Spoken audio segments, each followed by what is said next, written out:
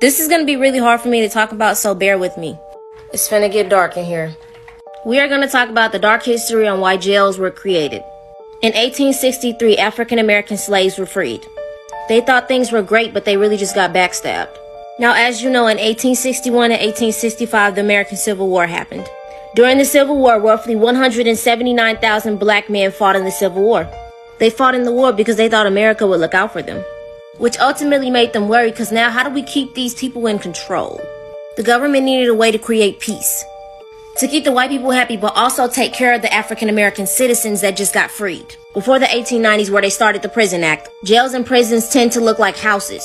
Some like this. After the American Civil War, the number of U.S. penitentiaries in the South and West spiked. So, who y'all finna put in there? After this, a lot of African Americans were locked up. Their inmates population surpassed 30,000. By 1880s, African Americans became the major inmates. They were backstabbed. You're telling me that they helped fight the war and then they were falsely imprisoned to do more labor? Convicts, who were originally slaves, dug levees, laid railroad tracks, picked cotton and mined coals for private companies and planters. Mostly false imprisonment or doing more time than they deserved. Innocent man locked up for 37 years. 1944, George Steeny, 14-year-old, electrocuted and he was innocent. We're still living in this dark history, and Joe Biden played a part in it. Your president signed a crime bill what was one of the key contributions to mass incarcerations in 1990s, especially hurting blacks and brown Americans. African Americans, they were never really freed.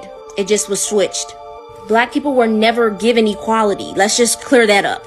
African Americans have been fighting for decades for equality from the government. Everybody be safe out there.